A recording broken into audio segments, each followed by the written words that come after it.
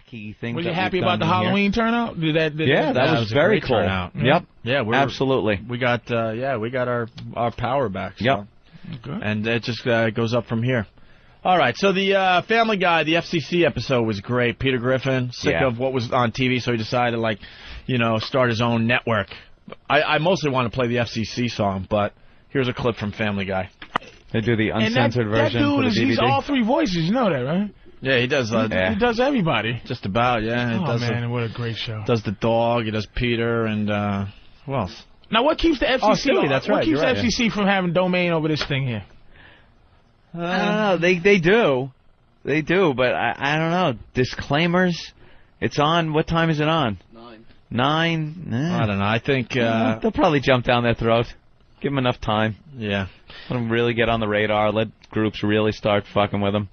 This next clip is just absolutely brilliant because we dealt with this on a regular basis. Like, as soon as someone complains about a radio show, one fucking person, then management gets up your ass. Yeah. And you could show them ratings that millions of people are listening to your show, but one person can bitch. I've had this argument behind closed doors with so many program directors, general managers, even the big guy, Mel. I'm like, one fucking complaint letter and you're shutting down our show, basically, making us do something else. I'm like, what about all the people that are enjoying this? Yeah. Why are you catering to one stupid hate mail? It's the boxy states, dude. I'm telling you, one creepy lady says, I was offended. Yeah, it's over. All the my children. Sociopaths need to start supporting on that level. They just enjoy. Like, some truck driver, he's driving, he's like, this is great, man, I like this shit. Yeah, but he's not going to write a letter. He's not going to even write a letter if they take it off. No, he's not going to go, dear fucking I enjoyed this show and now it's gone. That's one way. That's really one way we can fight back. Will that ever happen? I doubt it. You know what? They do get 1 or 2 letters when that happens, but those get thrown away. They get 1 or 2 complaint letters, and they take it like, oh, well. I'm not even talking about the FCC. I'm talking about these. Let's talk about regular radio. These companies. They're the ones that are a bunch of pussies. They know that what their host said isn't that bad, and they're not going to get fined by the FCC. But they get all scared by one stupid letter. One stupid letter. It always killed me. Why would if I was Pepsi or Coca-Cola, right? How would I be scared of somebody like they go, don't if you play that, mothers of big head retarded kids are going to boycott. It's like, bitch, I'm Pepsi. Yeah. Ho, let me tell you something. Drink Kool-Aid, bitch. You can never destroy Pepsi. You can never. That's like saying to an electric company, we're going to use candles. Oh, really? Really? You going to stop using electricity? Go fuck yourself. Here, I dare you to stop drinking Pepsi. Exactly. I don't know why they get so scared of a boycott. I own 7-Up. I own Squirt. Get out of my face. They get petrified of boycotts. And that's the real danger because everyone goes FCC, FCC, FCC. No, it's the other people in charge at these TV stations and radio stations that throw their own morality into it and stuff. It's like, dude, that has nothing to do with the FCC. What are you doing? That's because psychos. That's because psychos on the enjoyment end. If they don't like it, they're gonna go, this sucks. They're gonna type in. Yeah. They're gonna call in and go, you suck. Right. But they're not gonna write and go, listen, I want to keep my O&A on. Mm-hmm. All the NEW guys. They did do the message board thing. They kept that alive, man, and going and all that. But it's like, not with the fervor of these people that want you off. Right. That's right. Well, listen to this clip from Family Guy. Gentlemen, we got 20 calls about the David Hyde Pierce incident. And as you know, 1 call equals 1 billion people, which means 20 billion people were offended by this. That's an FCC guy. That's their logic. Absolutely their logic. Because the reality is not many people complained about the Janet Jackson incident. They just didn't. No. They really didn't. And it was notorious. I think it was white boy, black titties. White boy, black titties. Yeah, people don't remember Justin was part of that anymore. Yeah. White boy, black boobs. And finally, from Family Guy. This must be the FCC overreacting to the David Hyde Pierce incident. They're censoring anything that might be viewed as unpleasant. What the hell? They let Sarah Jessica Parker's face on TV, and she looks like a foot. She is maybe the ugliest sexy woman on the planet Earth. Dude. It's another story. The old listeners got to bear with us because we got to tell Patrice, man. because we do have a lot of new listeners, and they're joining the program every day. We called out Sarah Jessica Parker on our old show, and we basically said that she looks like Ruth Buzzy in a dress. She absolutely does, dude. She looks so much like Ruth Buzzy. It's scary, right? Like Ruth Buzzy's daughter. So she was like hosting some kind of an award show. It was MTV, I think, the Music Awards or something. Yeah, and so we get on the next day and we do what we do best, and we're saying, man, she is just ugly. Why are people looking at her like she's a sex symbol? She looks like Ruth Buzzy in a dress. And then we're saying how she looks like a whore, all the horse and all this shit. And all of a sudden I see on the phones online, whatever, 8, Sarah from New York. I'm like, and then someone's like, that's Sarah Jessica Parker. I'm like, yeah, like she's listening to our show.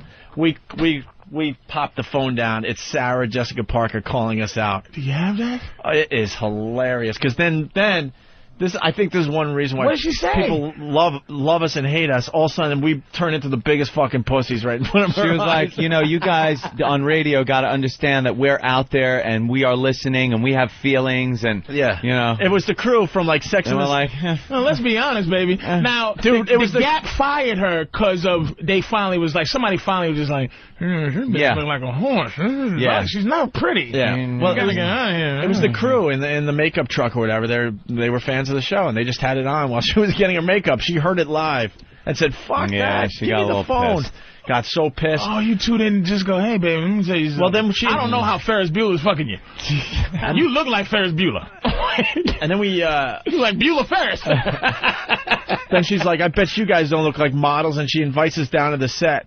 So then Aunt and I, we were going to do some hacky radio bit, and we were going to send, like fucking models down with flowers. GQ guys down there. But then we were going to go down ourselves, right? And then all of a sudden, they're like, all right, we'll set this up. And then, the big blow-off. The biggest obviously. difference is we're not going out on a nightly basis trying to come off like we're sex symbols. That is... Like, I don't get dressed up and go out to all these things and play myself off like I'm the hottest fucking thing. She's playing it off. That stupid Sex and the City show?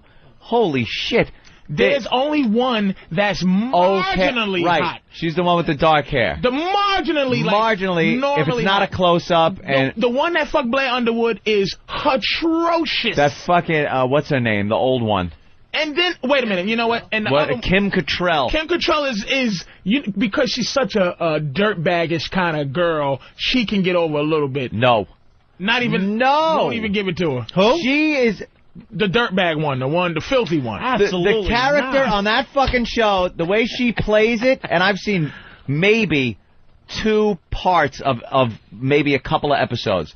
I've never watched the show. Every time I see her, she's coming off like she's doing a favor.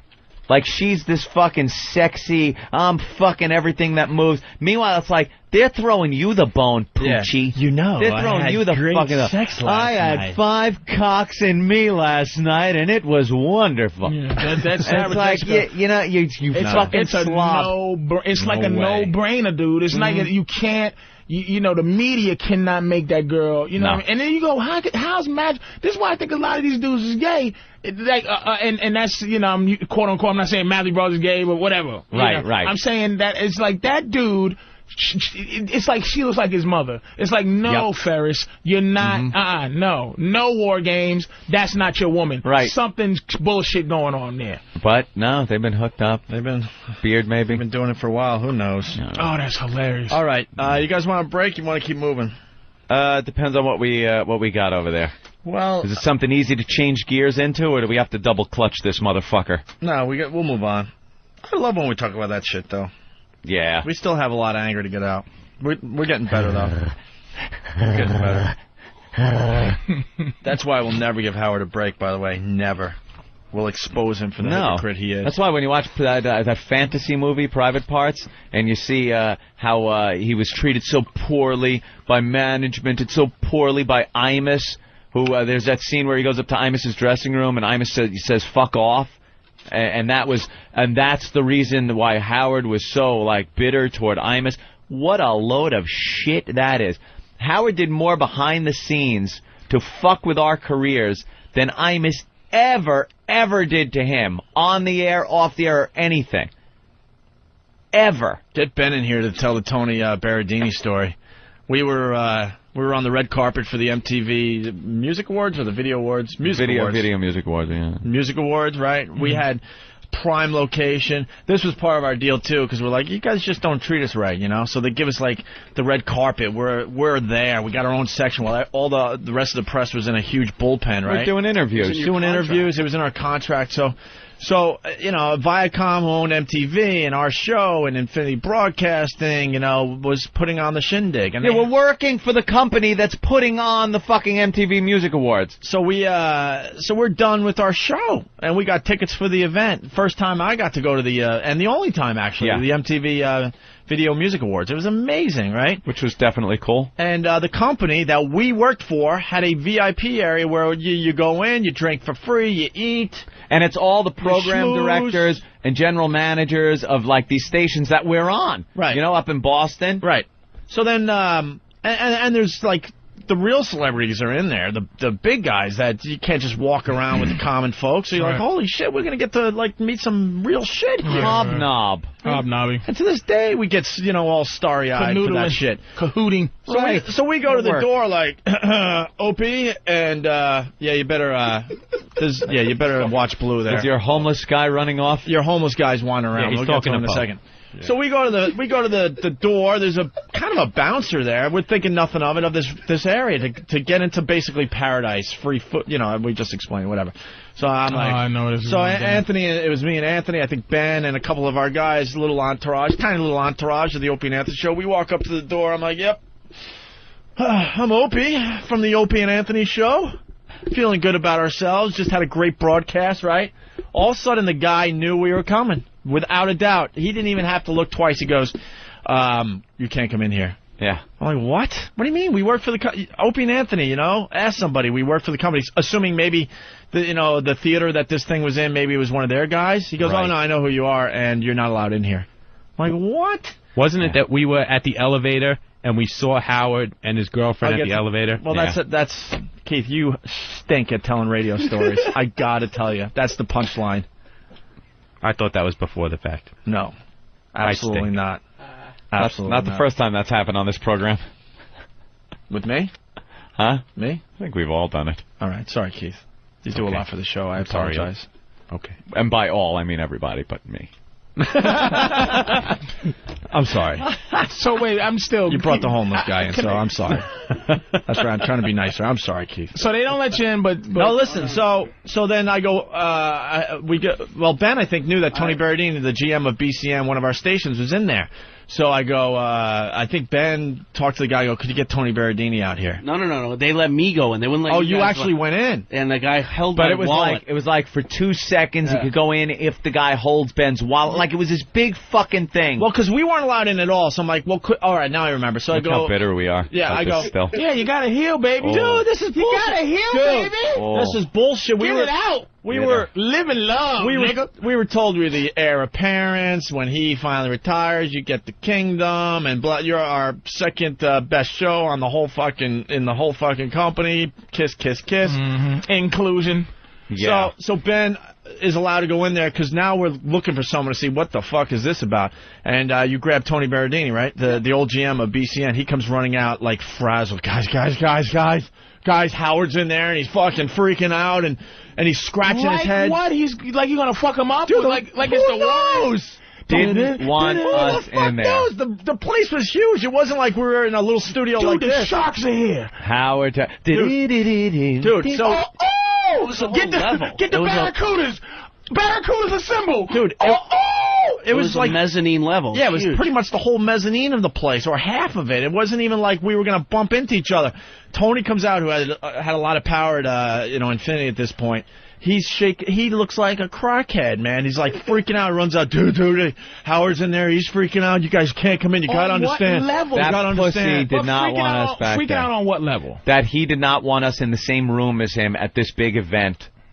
It was his fucking time to shine, and us scumbags weren't going to be in the same fucking room as him. The same company. But you wasn't looking for no shine. You was kind of just going in, going, I'm at the MTV. Look around, right? Dude, that's all. Exactly. That's all. Grab a drink. But this paranoid fuck thinks it's always all about him.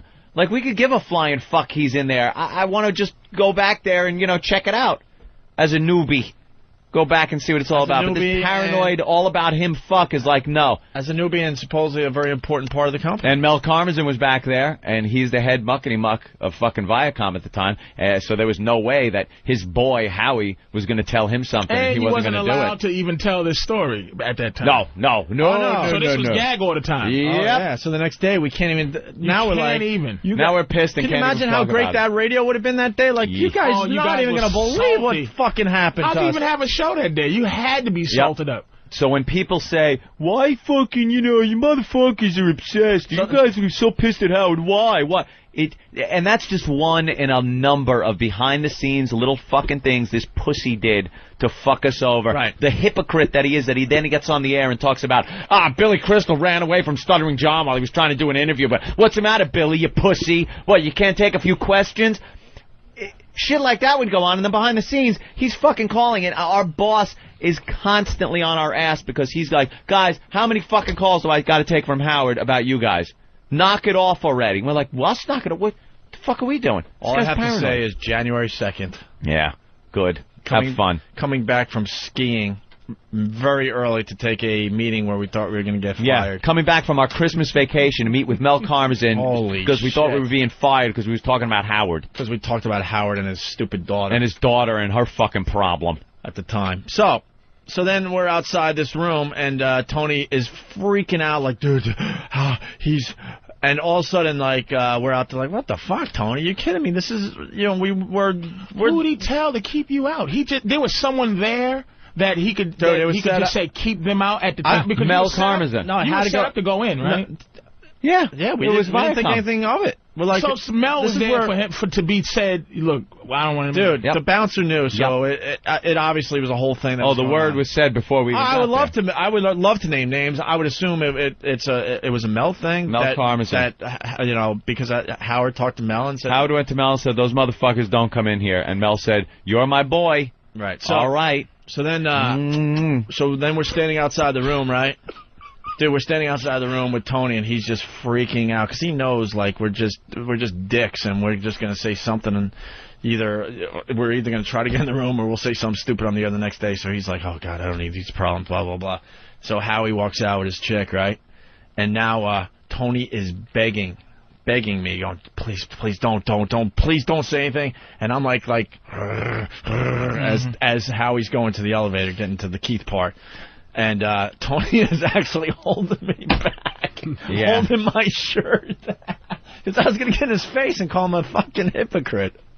Tony's begging me, please, just do me a favor, please, I'll do whatever you want, please. Does he see you? Huh? Does he see you? Oh, yeah.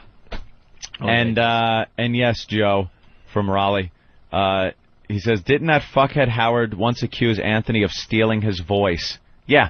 He once actually got on the air and said, and the one actually stole my voice. He uses my voice. Like, not even like I'm doing an impression of it. He thinks my voice was his voice. But he never acknowledged you as Opie and Anthony. He called you guys or those. Not until the day we got fired and could not then talk about. Right. When we finally didn't have a platform. Right. Then it was Opie and Anthony. Opie and Anthony fucked the company. Faggot. Opie and Anthony did this. They blew it. Opie and Anthony, blah blah blah blah blah. And I'm glad. Who was it? David Hinckley, or was it from the Post? Manelli that pointed out what a fucking back down pussy Howard is. Yeah. In the paper. They had some kind of meeting with Joel Hollander and got yelled at. Has there ever been one time where he met up with you guys where it's like he actually, it was going to be ahead. It was going to be a pay-per-view. He avoided all contact with us. I did it behind the scenes. We told this story too many times, so I want to just brush over it. But he was doing a press conference for Son of the Beach when it was coming to television. Doing a press conference down at some hotel. Where was it? The Plaza. I mean, the old Tiger never just came out and just goes, never. Fuck, you pussy mother, you know that old Tiger. Come on, you We got press credentials. We just wanted to go down there and see the press conference. We just gotten to New York. We just started to get a little bit of a buzz going. And we had our press credentials, so we went down to the press conference, which was happening before our show aired, to see Howard deliver his press conference for Son of the Beach. We get down there, people start looking at us, they're talking, blah, blah, blah, and security comes over and tells us we have to leave. We have to fucking leave his fucking press conference. This, by the way, was the same day that Billy Crystal thing happened on his show, where he bitched out Billy Crystal because Stuttering John wasn't standing there and taking his questions. We weren't going to do anything. Dude, swear to Christ, we were just going to sit there and look at the press conference. I know you want to brush over this story, but I don't care. I can tell the story 10 times. It makes me laugh, and I know listeners, it makes them laugh every time. So Ant and I, we're in the back row. We're sitting there waiting for the press conference. It's supposed to start at, let's say, noon, okay? And they have little finger sandwiches. So we get a nice little plate of finger sandwiches and a pickle, and we're thinking no one even knows we're here, right? We're just in the back minding our own fucking business. The real problems were in the front row. We had 3 other guys in the front row. That Psycho Mark and other guys that really would have done something. So we're sitting there, and I'm talking to Anthony like, what the... Man, this press conference is, Yeah, it's supposed to have started. No, it's not 12:50. I wonder why the delay, you know? I'm wondering why the delay. Then all of a sudden I see one of Howard's guys, I guess, notices we're there and runs out of the room. Little did we know at the time Howard was in a limo outside the plaza sitting and waiting. He was sitting in his limo, wouldn't come in the fucking building until we were thrown out. Waiting for us to get kicked out. This is another fact, okay? So then, but Billy Crystal's a pussy for not standing there and taking Stuttering John's questions. That same day, he's like, "What's the matter, Billy? You're a pussy. You can't take it. You can't stand." Yeah. There he is, Howard, going to his own press conference, wouldn't fucking walk in the building until we were thrown out. So next thing you know, it's now like 12:20, and all of a sudden a guy comes up to us who's a huge fan, and I guess he's one of the security guys at this event. He goes, "Dude, I'm a huge fan of your show. You guys aren't going to do anything, are you? Because now there's a buzz." I'm like, no. And then I go, no, man, we're just here to have some food and check it out, right? He goes, okay, I just had to check. I'm like, all right, that's that. We're thinking nothing of it. More people start looking at us. I'm like, oh, boy. Next thing you know, a huge security guard comes up to us and goes, you guys have to leave. I'm like, what do you mean? We got invited. Here's our press credentials. No, you guys got to leave now. And now he's really going to get, like, kind of rough with us. And so we stand like, well, we're not going to cause a scene. But at this point, everyone is turning around. Now we're getting escorted out of the Park Plaza with all these publicists and these people in suits. Are you guys yelling out, oh, he's doing it? We were all good. We were good boys. You just left. We were good Infinity boys because... Yeah, because we're working for the same company. And we knew we would have gotten... we're like, what the fuck is this about? So in trouble. As we're walking out, everyone has their arms folded. Like Howard's people and the publicists and stuff, they have their arms folded like, how dare you? Yeah. I'm like, what? Like we were the scum of the earth, right? And it wasn't until we left that the faggot got out of his fucking limo and got in and did his press conference late. We walked right past his limo that was parked right in front of the plaza. He was in there. Calling pussy. When we got back to the at that studio, point, at least like show some bravery. You know what I would have did? Like a Godfather, just to piss you off. Roll the window down, wink at you, and roll it back up. Just got you out of there, motherfucker. Yeah. Good kids, you're good kids there. When we got back to the studio, Ken Stevens, our general manager, this is our what boss, we found out after the fact, had told us that Howard was in the limo calling him. He was just taking calls from him saying, what the fuck are those two doing here at my press conference? Screaming. Get them out of here. I'll have you fired. I'm calling fucking Mel.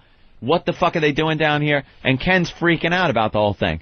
Thinking we're going to do anything. Sent Jeremy sprinting down there on his little feminine legs, sprinting down there to get us, tell us to leave. Veal legs, just fucking running to get us out of the situation. Like, what the fuck is the big deal? Yeah. And never did he do a Bernard Hopkins, just like, all right, youngsters, let me show you something. Not even. He's a big, brave guy on the air when it's someone like John DeBella. When it's someone like those other two clowns from California that he got into Mark and Brian. Anyone he battles on the air and then goes, these pussies, they don't want to fight because their program director says the best way to deal with Howard is just to ignore him. Well, we weren't ignoring him.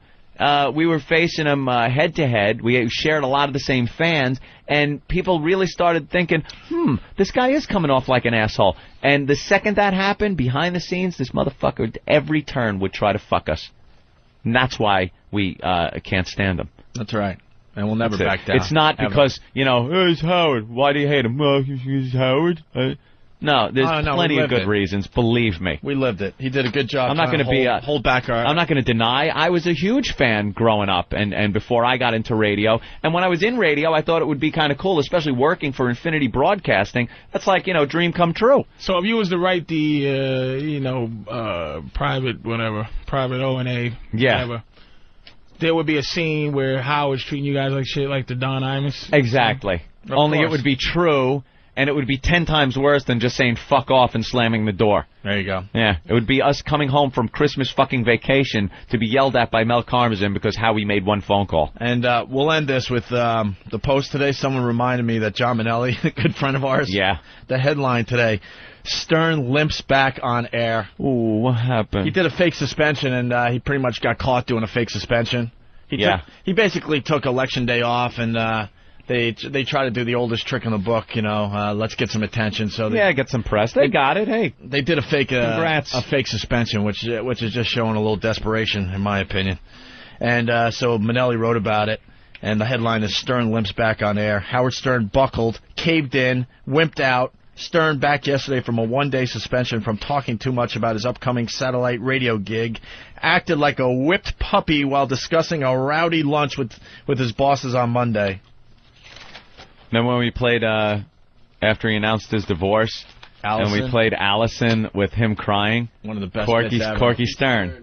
Ooh, Robin. Yeah, we were playing Allison. Get FedEx to throw that up on oavirus.com. That was almost a firing right there, too. Many. Oh, my God. Like, this guy isn't going to beat us up. He ain't going to make us fucking look stupid. Oh. Are you guys now? Can you tell any young upstarts? I know you wouldn't, but would you tell? Could you say, I don't want to deal with these pussies? I tell those all the time. I'm calling Elo about the Ron and Fez kids. Yeah. I don't like the way these young upstarts are coming up and fucking with us. Don't like it. All right. Wow, that's a hell of a tangent we just went on. But Patrice asked. Yeah. We'll blame Patrice O'Neal today. That's been, there is a reason behind it. I'm the mercurial of this segment. No, I think it's a very interesting segment. You fat nigga, shut up! I just want to know what happened to my friend. Not only that, but I missed all of Carrot Top on fucking Regis. Look at this whited up nigga. I missed all of Carrot Top on Regis. What's he doing? Turn him up. Crank him up. Crank him up. He's got to be doing steroids. That guy is so fucking buff. Airport security is when it really gets rough. Oh, my God. Like, when he got in there, How do you? They go through my hair. They go through everything. So what do you do, Carrot Top? This morning, really, literally, it's just so you don't get bird flu. You wear a hat covered in cats so that way we don't get bird flu. Look, it's a jacket, and it's got cats on it, and the birds stay away from it. Oh, that Carrot Top. I met him in the lobby of the Vegas hotel we were at. Yeah? He knows Jimmy, and Jimmy and I were walking through the lobby, and, he's a really nice guy. He really is. I met him years ago when I used to work at the doorman. It's like, see, he is like a nice guy. But that's what I've heard from everybody. That doesn't mean he doesn't look like a transvestite. He doesn't look like a little orphan Annie as a man. And if you're going to be a prop hack, he is the most successful prop hack ever. But you know what? $50,000 a show at college or something like that. Dude, you know what about Carrot Top, too? He knows he's a prop hack. Yeah. That's why he's fucking built where he could just... Like, who's going to say, hey, prop hack? Fuck with him? The guy's got fucking arms. I think that's where the workout thing started with this guy, because he was never like that. Now it looks like he's on steroids. And when we met him, he was on the way to like a Gold's Gym or something. That guy knew that he was a prop hack and said, I need to protect myself. He only works out. You think he's on the road knocking traditional motherfuckers out? He's like, let me tell you something. Richard Pryor will be turning over in his eventual grave if you don't stop. What? Hold up. What? Hold my Domino's pizza jacket that I created while I'm not this nigga in his mouth. Come on. Yeah. Come on. He takes his shirt off and like, puts his red hair in a ponytail. What do you have to say about my props now? Now what, bitch? Yeah. Now what? You don't like my fireman hat with the He's fucking working out or screwing roller skates on toilet bowl seats. What? That's what he does his whole career. Hold on. Hold my hula hoop with razor blades on it. That's right. Because I'm going to knock this dude in his mouth. Speaking of enemies, Anthony, we'll end this segment by saying the arch enemy will be revealed tomorrow. Yeah. Oh, a lot of speculation, not only on the message boards, but in the news, in the trades. Yeah. Everyone's chiming in. Yes. XM has hired one of our arch enemies. That's official. And what this person will do for us, we'll see. Do they have connections with General Motors, the secret person? But the arch enemy will be revealed tomorrow. This has been an ongoing little soap opera on the show. I hope if you see me over here typing, Opie, yes. occasionally, I hope you don't think I'm not being part of the show. I am corresponding with an Eric Logan. Can I please have your VIN number was one, so I had to type that in. Here's Elo. I'm on the phone as we speak. I'll have an update for you shortly. Look at this. Which door is it? He wants to know, so I put driver's side front door. Blue chip? Did you put blue chip? Blue chip is the color, of course. Look how much power we have at XM. Mm-hmm. You were talking to the Mac Daddy boss about getting you a stupid door, and he knows better than anyone that we're in the middle of doing a radio show. Yeah. But he knows that we could, like, multitask. Multitasking. A few jokes and then Hope takes off with some dialogue. I could type in a quick VIN number. I'm getting a door. You would think the guy would go, wait, why don't you call me after the show? No. You guys are busy. We're professionals. Hey, Anthony, it's Gamefly.com, the world's leading online video game rental service. It's very easy. You send a game back, and the next game on your queue list is automatically sent. I got to find a new game to play, by the way. Yeah, well, Gamefly is the best way to find a new game because it's not like you're going to the store, buying a game, getting it home, and realizing it sucks ass. You go to Gamefly.com, you could check the game out. If you like it, it's as easy as clicking Keep It in your game queue. And then you get the mint condition box, the manual. It's all delivered like you bought it brand new at a great member discount. Go to Gamefly.com/XM, get signed up. Only $21.95 a month. You can start with 2 free week XM trial with a free 2-week XM trial. Excuse me. No commitments. Cancel anytime you want. Start playing all the latest releases. All those games you've wanted to play at Gamefly.com. Got over, I think they got over 3,000 titles now to choose from. All the platforms, Xbox, PS2, GameCube, Game Boy Advance, DS, and the new PSP. 2 games at a time. No shipping either way. How about that? You keep the games as long as you like. None of those pesky late fees. All the games you want to play or check out at Gamefly.com. That's GAMEFLY.com/XM. Plug in XM into the promo code box for your special offer. Gamefly.com. And as we go to break, another commercial.